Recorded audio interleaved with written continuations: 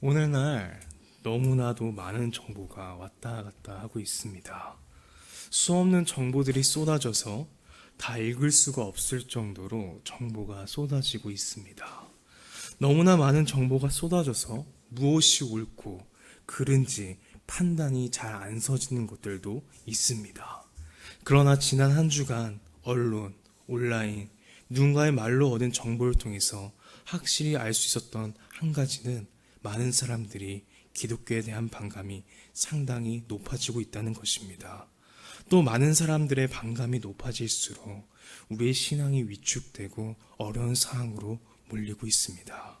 직장에서, 가정에서, 학교에서, 내가 서 있는 곳에서, 동료들에게, 가족에게, 친구에게, 심지어 내가 알지도 못하는 사람들을 통해서 말이죠. 그뿐만이 아닙니다.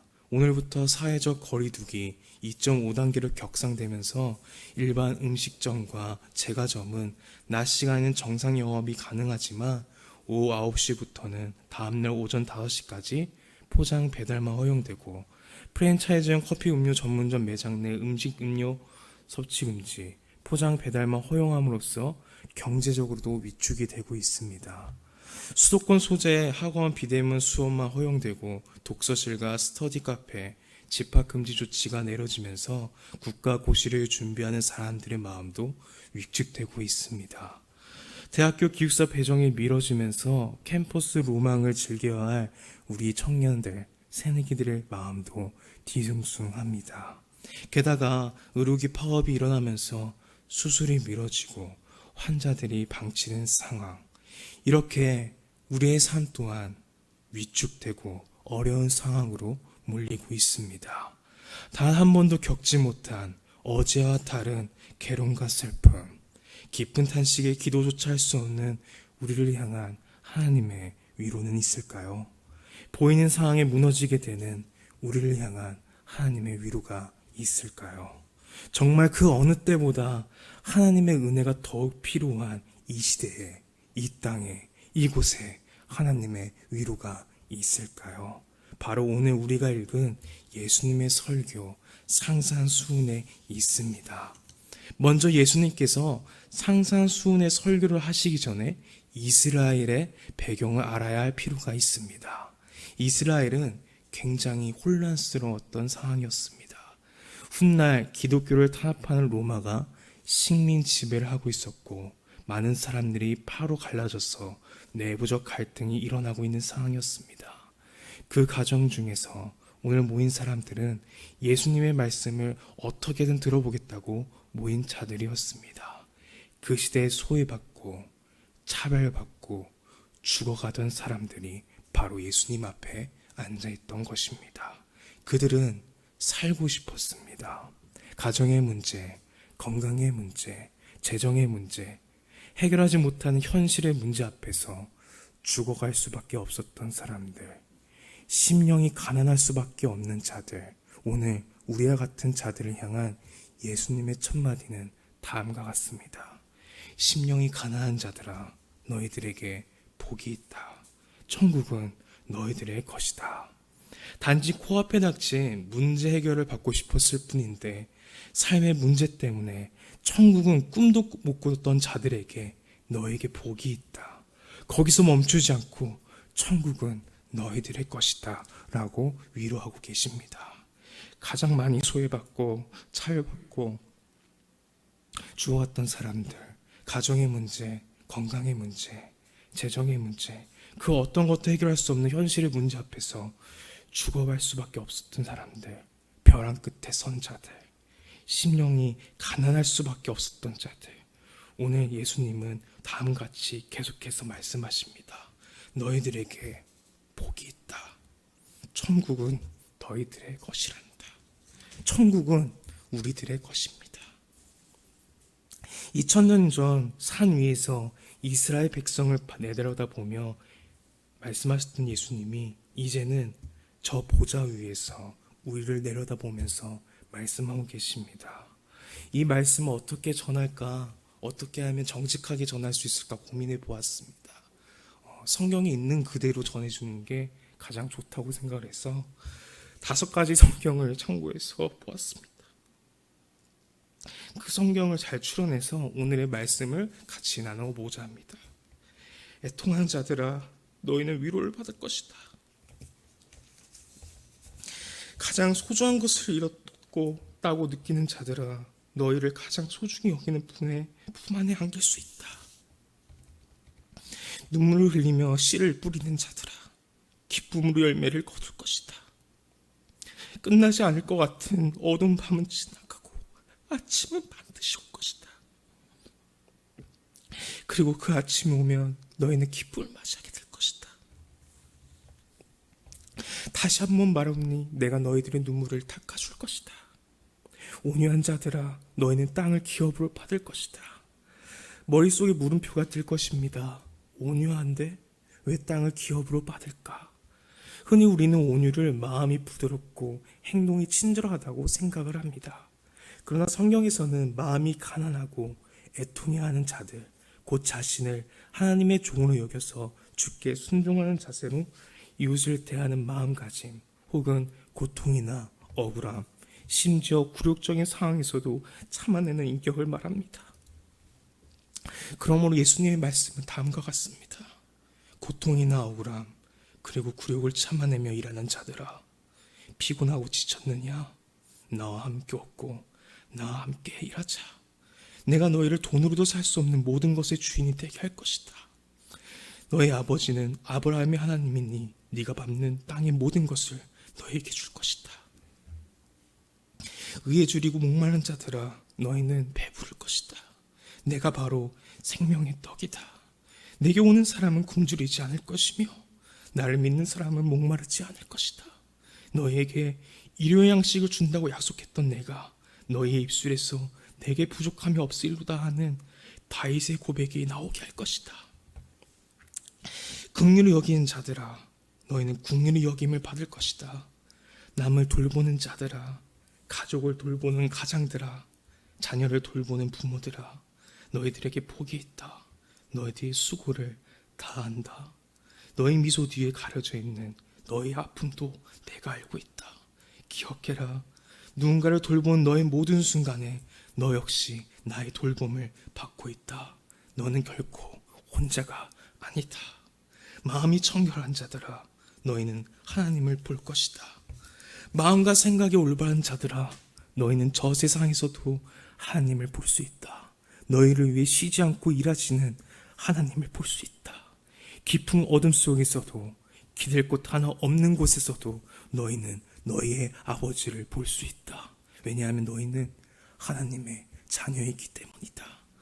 화평하게 하는 자들아, 너희는 하나님의 아들이라 불릴 것이다.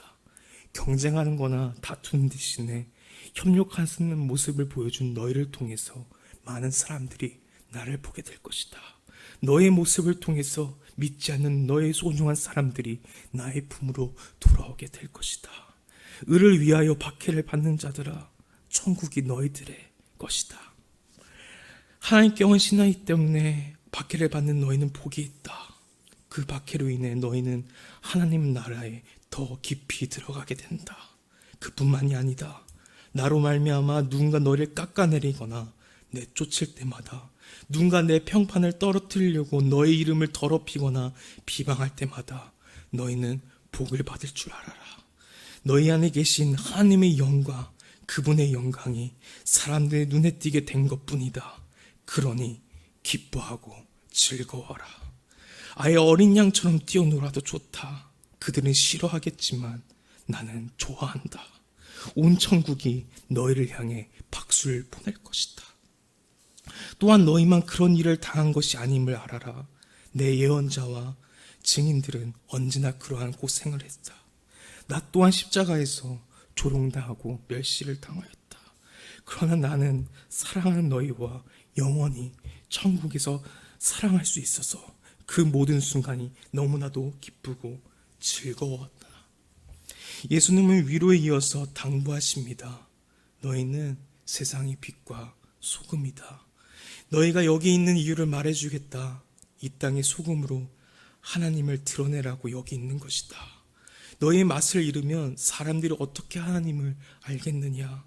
그리고 이 땅의 빛으로 세상에 하나님의 빛을 드러내라고 여기 있는 것이다. 하나님은 감추어둘 비밀이 아니다. 너희는 이 비밀을 훤히 드러내야 할 것이다. 너희가 그리스도임을 숨기지 마라.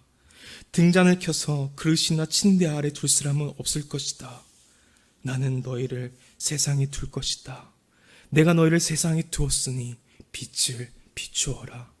그래서 많은 사람들이 너희의 선한 행실을 보고 하늘에 계신 너희 아버지께 영광을 돌리게 하라. 오늘 예수님은 위로하시면서 우리를 세상의 소금이라고 말씀하고 계십니다. 우리를 소금으로 부르신 이유는 세상으로 하여금 맛이 나도록 하게 하기 위해서입니다. 소금은 각종 요리에 감칠맛을 냅니다. 소금이 들어간 곳에는 소금으로 인하여 맛이 납니다. 그러므로 우리가 소금이라면 우리가 속해 있는 공동체가, 소그룹이, 가정이, 그리고 우리의 모든 모임이 우리들로 인해서 소금맛이 나야 합니다. 소금의 결정적인 특징은 바로 흔적 없이 사라지는 것입니다. 자신의 존재를 가시하기 위해 뿌려지는 곳마다 녹아지지 않고 살아서 그대로 남아있다면 소금의 기능을 상실하게 되는 것입니다. 결국 소금의 삶을 살아내는 그리스도인의 자세는 나 중심의 이기적인 삶의 태도에서 이웃을 향한 이타적인 삶의 태도로 전환되어야 할 것입니다. 우리에게 명하신 세상의 소금으로서 진정한 맛을 내기 원하신다면 예수님을 사랑하시는 것처럼 우리의 이웃을 사랑해야 할 것입니다. 그리고 우리를 세상의 빛이라고 하십니다. 빛의 역할은 어두움을 밝히는 것입니다. 만약 우리가 어두운 곳이 어디인지 알지 못한다면 우리는 그 빛을 결코 비출 수가 없습니다. 세상은 너무나 어둡습니다. 세상에는 빛이 너무나도 필요합니다. 그러나 우리들의 가장 큰 약점 중에 하나는 우리의 빛을 밝은 곳에만 비춘다는 것입니다. 믿는 자들끼리만의 모임, 믿는 자들끼리만의 교제. 그러나 우리의 빛은 교회가 아닌 세상을 향해 할 것입니다. 기억하시길 바랍니다. 빛은 절대로 어둠에 지지 않습니다. 빛이 가장 빛나는 순간은 가장 어두울 때입니다. 어두운 세상 속에서 연약하지만 우리라는 하나님의 빛이 비출 때 어두움은 물러가고 빛이 자리 잡게 될 것입니다. 스스로 나의 빛이 약하다고 좌절하거나 절망해서도 안 될 것입니다. 우리의 빛은 하나님의 거룩하시고 전능하심으로 인하여 빛이 나는 것입니다. 이제 오늘 우리는 예배를 마치면 다시 세상으로 나아갈 것입니다. 세상의 빛으로 살아갈 것입니다. 그러나 세상은 기독교에 대한 반감이 상당히 높고 우리의 여러 가지 문제가 있는 상황 속에서 정말로 빛으로 살아갈 수 있을까요? 오늘 성경에 예수님의 설교를 듣겠다고 어떤 사람들이 모였습니까? 예수님의 말씀을 어떻게든 들어보겠다고 모인 자들, 훗날 기독교를 탄압하는 로마의 지배를 받고 있던 사람들, 가정의 문제, 건강의 문제, 재정의 문제, 해결하지 못하는 현실의 문제 앞에서 죽어가던 자들이었습니다. 심령이 가난한 자들이 모여 있었습니다. 바로 우리와 같은 사람들이 모여 있었습니다. 그 많은 사람들 앞에서 예수님이 위로하셨습니다. 심령이 가난한 자들아, 너희들에게 복이 있다. 천국은 너희들의 것입니다. 여러분 기억하시길 바랍니다. 이미 우리에게 허락하신 하나님의 복이 있습니다.